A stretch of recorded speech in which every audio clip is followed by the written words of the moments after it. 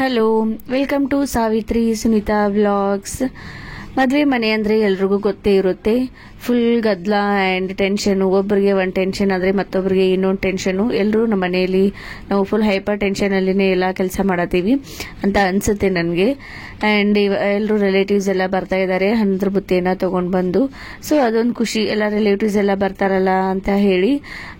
ಇದು ಇವತ್ತು ನಮ್ಮ ಮನೆಗೆ ಕಾಗವಾಡ ಅತ್ತೆಯವರು ಬಂದಿದ್ರು. ನಮ್ಮ ಸಣ್ಣ ಇದ್ದಾಳಲ್ಲ ಅವ್ರ ಅತ್ತೆ ಗಂಡನ ಕಡೆಯವರು ಎಲ್ಲರೂ ಬಂದಿದ್ರು. ಹಂದ್ರ ಬುತ್ತಿಯನ್ನು ತೊಗೊಂಡು ಬಂದು ನಮ್ಮ ಕಾಗವಾಡ ಅತ್ತೆಯದು ಈ ಥರ ಎಲ್ಲ ಡೆಕೋರೇಷನ್ ಮಾಡಿಕೊಂಡು ಹಂದ್ರ ಬುತ್ತಿಯನ್ನು ತೊಗೊಂಡು ಬಂದಿದ್ರು.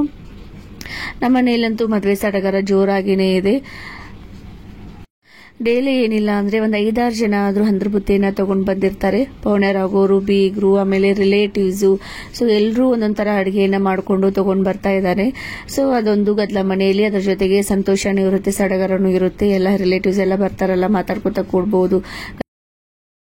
ಆ್ಯಂಡ್ ಅದಾದ್ಮೇಲೆ ನನ್ನ ಗಂಡನ ಮನೆಯವರು ಅಂದರೆ ಸತ್ತಿ ಊರವರು, ಅವರು ಹಂದ್ರ ಬುತ್ತಿಯನ್ನು ತಗೊಂಡು ಬಂದರು.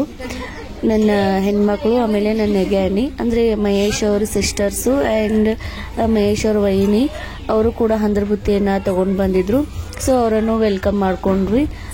ಬಂದ ತಕ್ಷಣ ನಾವು ಏನು ಮಾಡ್ತೀವಿ, ನೀರು ನಿವಾಳಿಯನ್ನು ತೆಗೆದು ಆಮೇಲೆ ಅವರನ್ನು ಒಳಗಡೆ ಕರ್ಕೋತೀವಿ. ಅಂದರೆ ಯಾರು ಹಂದ್ರ ಬುತ್ತಿಯನ್ನು ತಗೊಂಡು ಬಂದಿರ್ತಾರಲ್ಲ ಅವ್ರ ಹಿಂದೆ ಒಂದೇನೋ ಒಂದು ಕೆಟ್ಟ ದೃಷ್ಟಿ ಬರ್ತಾ ಇರುತ್ತೆ ಅಂತ ನಂಬಿಕೆ. ಸೊ ಅವ್ರು ಬಂದ ಕೂಡಲೇ ಈ ಥರ ದೃಷ್ಟಿಯನ್ನು ತೆಗೆದು ಅವ್ರನ್ನ ವೆಲ್ಕಮ್ ಮಾಡ್ಕೊಂಡ್ವಿ. ಅದೆಲ್ಲ ಒಂದು ಕೆಟ್ಟ ದೃಷ್ಟಿ ಎಲ್ಲ ಅಲ್ಲೇ ಬಾಗಿಲಲ್ಲೇ ನಿಂತ್ಕೊಳ್ಳುತ್ತೆ. ಆಮೇಲೆ ಎಲ್ಲ ಒಳ್ಳೇದೆಲ್ಲನೂ ಒಳಗಡೆ ಬರುತ್ತೆ ಅಂತ ಹೇಳಿ ಅರ್ಥ. ಸೊ ಇವರು ಬಂದ ಕೂಡಲೇ ನಾವು ಇವರನ್ನ ಅದೇ ಥರನೇ ವೆಲ್ಕಮ್ ಮಾಡ್ಕೊಂಡ್ವಿ. ಆ್ಯಂಡ್ ತುಂಬ ದಿನ ಆಗಿತ್ತು ಅವರು ಪ್ರದೀತನ ನೋಡಿ. ಸೊ ಪ್ರದೀತನೂ ನೋಡ್ದಂಗಾಯ್ತು, ಆಮೇಲೆ ಮದುವೆಗೆ ಹಂದ್ರ ಬುತ್ತಿನ ತೊಗೊಂಡು ಬಂದಂಗಾಯ್ತು ಅಂತ ಹೇಳಿ ಎಲ್ಲರೂ ಸೇರಿ ಬಂದಿದ್ರು. ಆ್ಯಂಡ್ ಇದು ನಮ್ಮ ಅಕ್ಕ, ಅವಳು ಕೂಡ ಹಂದ್ರ ಬುತ್ತಿಯನ್ನು ತೊಗೊಂಡು ಬಂದಿದ್ರು.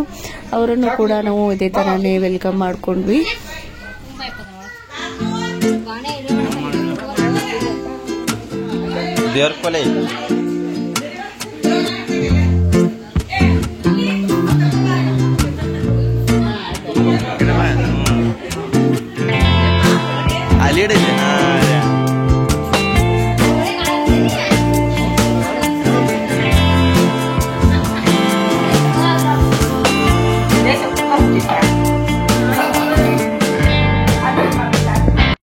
ಅದ್ರ ಜೊತೆಗೆ ತೇರ್ದಾದವರು ಅವರು ಹಂದ್ರ ಬುತ್ತಿಯನ್ನು ತಗೊಂಡು ಬಂದಿದ್ರು. ನಮ್ಮ ತಮ್ಮಗಳಿಗೆ ಹೆಣ್ಣು ಕೊಟ್ಟಿದಾರಲ್ಲ, ಸೊ ಹೆಣ್ಣಿನ ಕಡೆಯವರು ಹಂದ್ರ ಬುತ್ತಿಯನ್ನು ತಗೊಂಡು ಬಂದಿದ್ರು. ಒಂದು ಬಾಕ್ಸ್ ರೊಟ್ಟಿ, ಆಮೇಲೆ ಒಂದು ಬಾಕ್ಸ್ ಕರ್ಚಿಕಾಯಿ, ಆಮೇಲೆ ಎಲ್ಲ ತರದ ಕಾಯಿ ಪಲ್ಯ, ಮೊಸರನ್ನ, ಇಂಥದ್ದೆಲ್ಲನೂ ಅವರು ತಗೊಂಡು ಬಂದಿದ್ರು.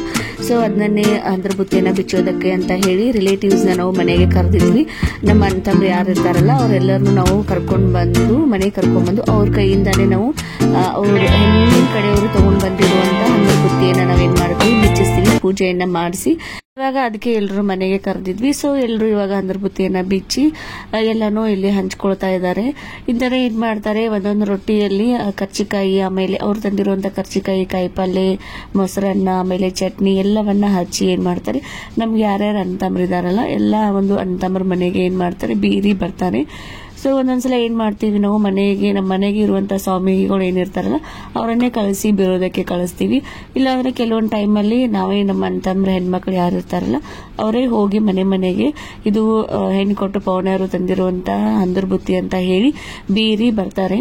ಸೊ ಇದೊಂದು ಸಂಪ್ರದಾಯ ತುಂಬಾನೇ ಚೆನ್ನಾಗಿದೆ ಅಂತ ಅನ್ಸುತ್ತೆ ನನಗೆ. ಇನ್ನು ಈ ಸಂಪ್ರದಾಯ ಕೆಲವೊಂದು ಹಳ್ಳಿಗಳಲ್ಲಿ ಇದೆ.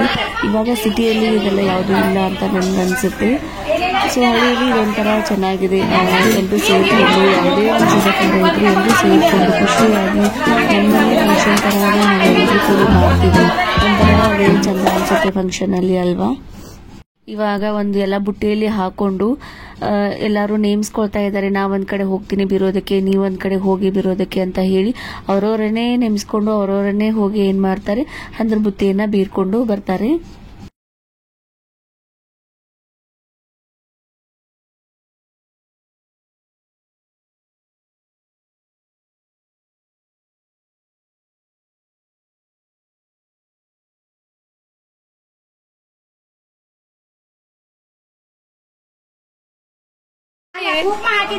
ಇವ್ಯಾಕ ಬಾಂಡೆ ಇವ್ಯಾಕ ಬಾಂಡೆನೆ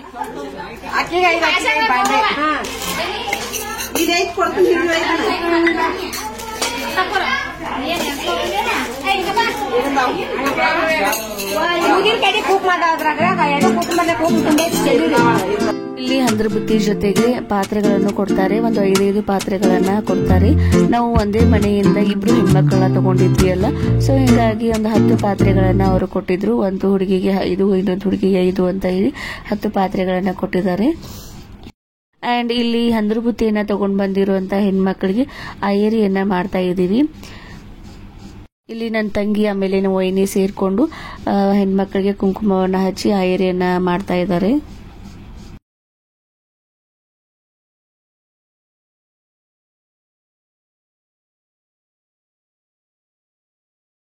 ನಾ ಫೋಟೋ ಹೊಡೆಯತ್ತಿಲ್ಲ, ವಿಡಿಯೋ ಮಾಡತ್ತೇನೆ. ನೀ ಚಂದ ಅದಿಲ್ಲ.